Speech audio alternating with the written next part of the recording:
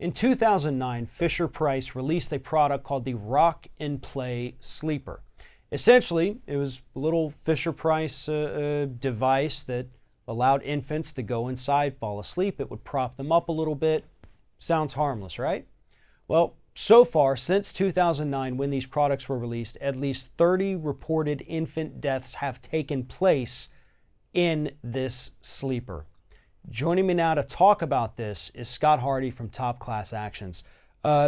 Scott, I almost hate to even talk about stories like this because this is so heart-wrenching for the parents who purchased this device. Maybe you got one as a gift, for your baby shower, and you put your child in it, and they're rolling over and they're suffocating. They're dying in this device because of the design.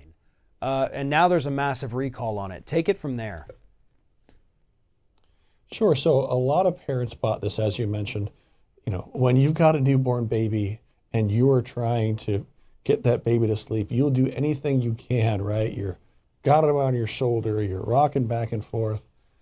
And so this, the rock and play would, just put your baby in there. Some of the different models, so some of them would go ahead and rock, some of them would just vibrate, some of them would play music.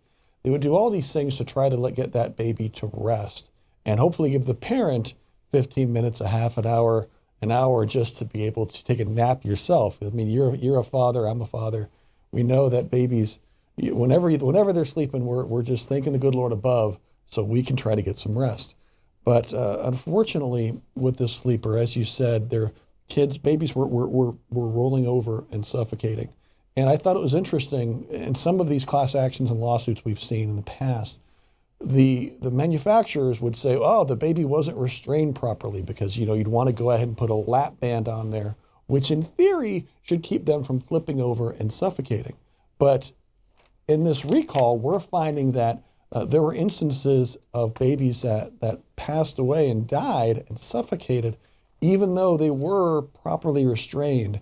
And so you've got this massive recall, and anyone that has this one out there, you would definitely want to stop using it, don't give it away, throw it in the trash, call Fisher-Price, see if you can get your money back on it, because it is just a dangerous device that unfortunately can't be used because your child may die if you do. And part of the reason is that, we had pediatricians that have come out and said, listen, Fisher-Price, and this was back in 2015, 4 years ago, saying you have to stop marketing this as a product that parents can just put their infant in, go to sleep, and then, go about the rest of your day or evening and let the child just rest. No, you have to market this as this is a temporary, take a quick, just few minute nap, really, and then get them out of this. They cannot sleep in this. This is not designed to be an infant bed. If your infant needs to go to sleep, you put them in the bassinet, you put them in the crib, hard, not necessarily hard, but flat surface, nothing there that they can choke on. Pretty much what they tell you when you have a baby or when you go to these maternity classes. But Fisher-Price, obviously one of the biggest marketers of infant and children toys and play sets and accessories and baby goods, always got to do something to get that extra money. Always got to come up with something else. Like, hey, having a baby's tough. Why don't you let us take care of it for a while? But everybody expects when you pick your child up out of that device, you're still going to have a child. And unfortunately, terrifyingly for some of these parents, that wasn't the case anymore. And I have to say, I think part of the reason this scares me so much is because we had one of these. I had one of these. Didn't have any problems, thank God. But it just, knowing what could have happened shakes you just as bad. And this, to me, absolutely horrifying that this even happened, and happened for 10 years, basically.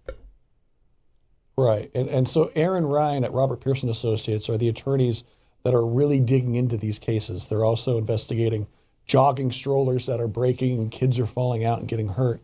So you've got some bulldogs of lawyers that are going to be going after Fisher-Price. And so we'd want to encourage people, if you had this, if you had the Rock and Play, if you had a stroller, with problems and, it's falling apart, if your child was injured in any way, shape, or form, we really want to hear from you on this. Aaron Ryan and his team at Robert Pearson Associates are going after these manufacturers and trying to make them pay for potentially and allegedly putting out a dangerous product for children. Absolutely. If anybody needs any more information about this particular issue or any of these products that Scott and I discuss, follow the link in the description of this video. Head to topclassactions.com. While you're there, make sure you do sign up for their newsletter. Get all of these stories and more every single week delivered directly into your inbox. It is the best resource available to stay on top of all of these important consumer issues. Scott Hardy, Top Class Actions. Always appreciate you talking with us. Thank you very much for your time, Farron.